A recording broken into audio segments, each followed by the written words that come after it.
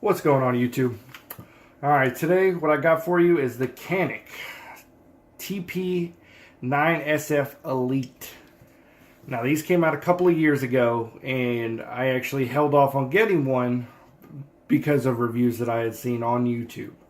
Now, before I purchased this firearm, I did, I actually contacted a sales rep for them.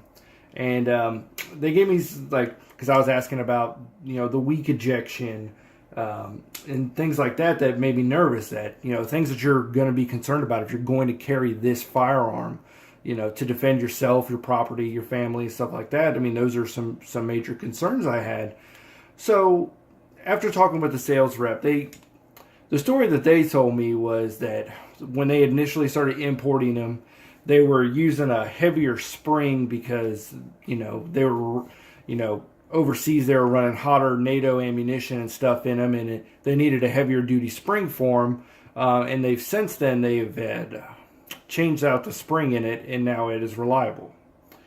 I will say that with 1,000 rounds through it now, it has never failed to eject. It has never failed to fire. It has never failed to feed. I was a little skeptical. I mean, if you look at the price point and stuff, I mean, you can get these at your local gun store where I'm at. Brand new, they're $369, $379, depending on what shop you go to. And I mean, for a full-sized firearm, a compact, I will say. But for a decently sized gun that's reliable, comes with 2 magazines, it comes with a holster. I honestly, I can't think of a gun that beats it. Now, I might have just gotten lucky with the one that I ended up getting. This is a 2017 model. This is manufactured early 2017. So maybe what they were saying is true. I mean, maybe they changed out the spring and stuff in it to accommodate, a little less powerful rounds. Because, I mean, I've run everything from 115 grain, target ammunition all the way up to 147 grain federal HSTs.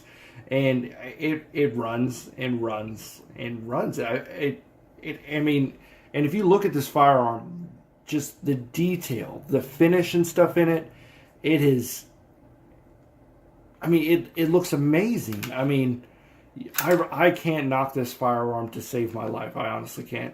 It is a phenomenal firearm for the price. It is accurate. It is amazing. I mean, the trigger pull, I mean, it's crisp. It breaks like glass.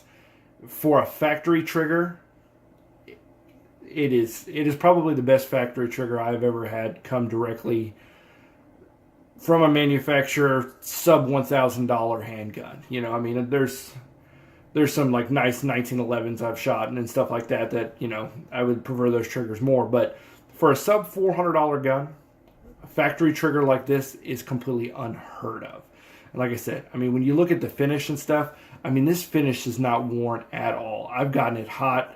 I mean, there was one range trip, I probably put 250 rounds through it in probably 30, 45 minutes. I mean, we're loving it. We're having a blast. And like I said, the accuracy with this is amazing.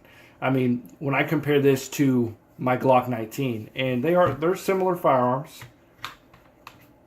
I mean, if you want to end to end, the Canik is a little bit bigger, but I mean, even this, like, you can see around the edges and stuff where I've got a little bit of a holster wear and stuff from carrying this around. I mean, the slide itself is worn really, really well. I don't have any pitting or any kind of scars or scratches or anything on this. This is held up really well, but this has the aftermarket ZEV trigger in it for the Glock 19. And when I compare the two, this has a little bit lighter of a trigger. They both break about the same, but I gotta say, I prefer this trigger over the aftermarket $200 trigger from my Glock 19. It's phenomenal. It really is. If you're on the fence about getting one because you've seen some of the older reviews and stuff from 2015, 2016, I would say try one out for yourself. I mean, go pick one out.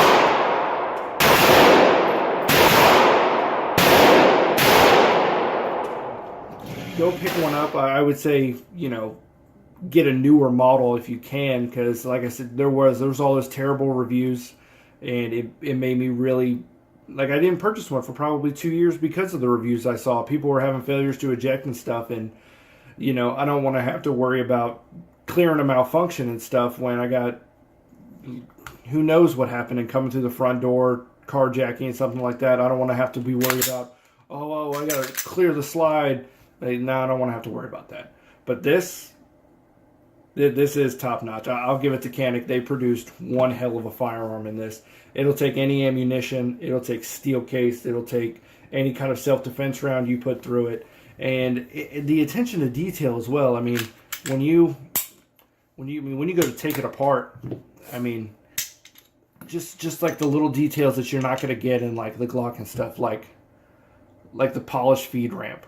I mean, it seems silly and stuff, and I don't know if this was something that they had changed maybe later on to help with the ejection issue or what they did. But I mean, just the nice little features and stuff to it. And I mean, it is a well-made firearm, and I can't think of anything else at its price range after owning one that I would recommend over this for the price point. I mean, it is phenomenal. Like, you don't have to worry about it. It will go bang every time. And they actually, I mean, even Canik, I mean, this is an outside the waistband holster or whatever that they provide with the firearm. I mean, where I'm at, we're not allowed to open carry unless you're doing a couple of things, hunting, fishing, you know, camping, stuff like that. But, I mean, there have been, I think there's one occasion where we went fishing and stuff, and just because I could open carry while we were going out on the boat, I did decide to actually, you know, put this on. I mean, it's nice. I don't have an outside the waistband holster for any of my other firearms, and the only reason I have this one is because it came with it, and it'll get you started. It's a nice little touch, you know. It does kind of have that Sherpa holster release button, I'll say, but it's in a funky position. If I can remember where it's at, it's over here. You kind of have to, yeah, it's down here, and you have to hit it and release the slide. It's right down in here. You release your firearm and stuff. I mean, I wouldn't recommend carrying this for a self-defense purpose or whatever, but like I said, we went fishing one time, and in my state we're allowed to open carry when we go fishing, so why not? If you guys have any other questions, comments, or something that you think that I missed, let me know down in the comments section. Anything else you guys like to see, I can do pretty much reviews on about anything that you could think of, and let me know what you guys think.